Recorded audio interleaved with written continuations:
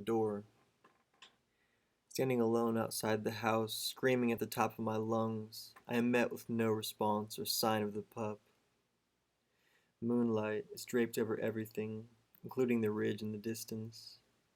Two friends are now gone.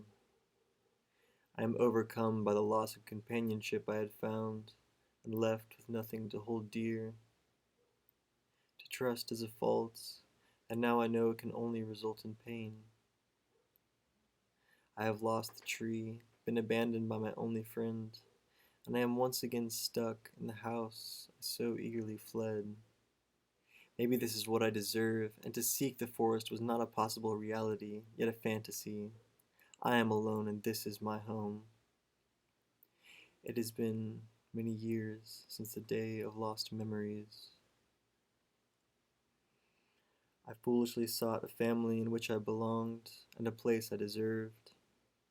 The walls around this tomb I call home have grown gray and stale. The monotony of my existence has finally worn away the last drop of wonder I once had. I peer out the window in my cell through which I used to see beauty, and recognize only the dust accumulated there. It is a silhouette of the past, and what could have been but will now never be.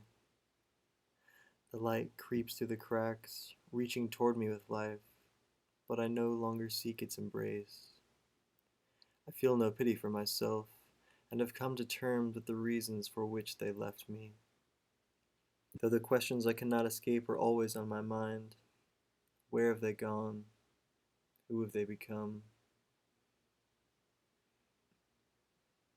Sitting upon my bed, I begin to ponder my surroundings and what it all must mean. I find myself caught in a singular reality I have accepted and created for myself. This must be why I feel so empty. The strangers come and go with no concern for my state, but the truth is that I am the one distancing myself. Loss is my greatest fear, and through this action there is no chance for it to happen again. What is reality?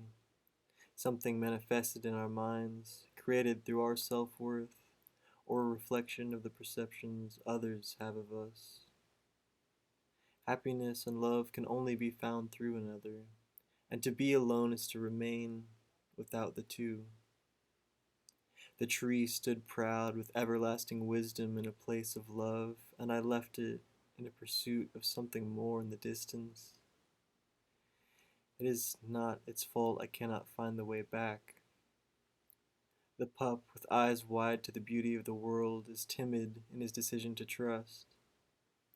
I took him away from his home with the best intentions, but in doing so I led him to the cage in which I am now trapped. As my mind wanders in the eddies of swirling confusion, I am caught off guard by a tree branch cracking upon the window.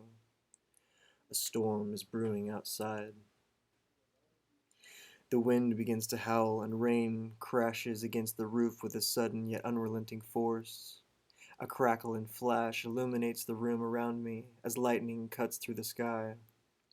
Darkness has surrounded, with the sounds of my regret and hate reverberating off the walls. The house begins to tremble, and the light forcefully streams through the creases in the window with each strike, almost as if it is reaching for me. Once again I hear the howl amid the wind, but for some reason this time it is different. I recognize the call at last, and in that moment am overwhelmed with emotion. They have not forgotten me, but I them. The same call that once freed me from this place of anguish was reaching out once more. Amidst all of this destruction, they are still out there, waiting for me. Gathering my belongings and preparing for the journey ahead, I am left in awe by the feeling of excitement that has once again washed over me. I am still alive, yet have lost my way. I finally know that now.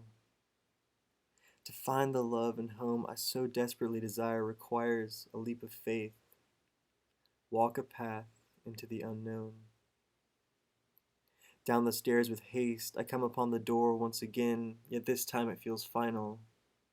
To leave may mean demise, and to stay would mean comfort in the complacent world that I have constructed for myself. The door, faded, paint chipped, yet still cherry blossom red, stands daunting once more. Why do I fear you?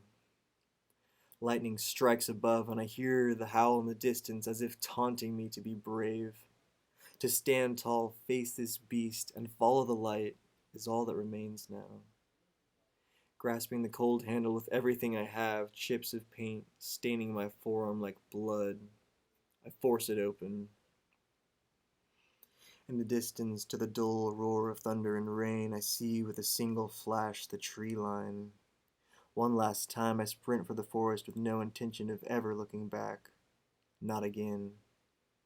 The raindrops falling from above hit my skin like nails to a board, but the pain reminds me for the first time in far too long. I am alive, as though its purpose is to wash away all of the troubles that have plagued my mind and allow me to start anew. This is my baptism, and I shall bathe in this freedom. Reaching the forest, I am overwhelmed by its darkness, yet suffocated by its shadows.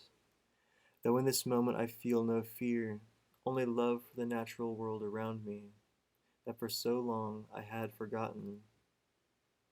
The door cannot hold me back any longer, and I will never retreat behind it again. I shall find my true home and the friend I miss so dearly. Into the forest I go, no matter what the cost. I am happy.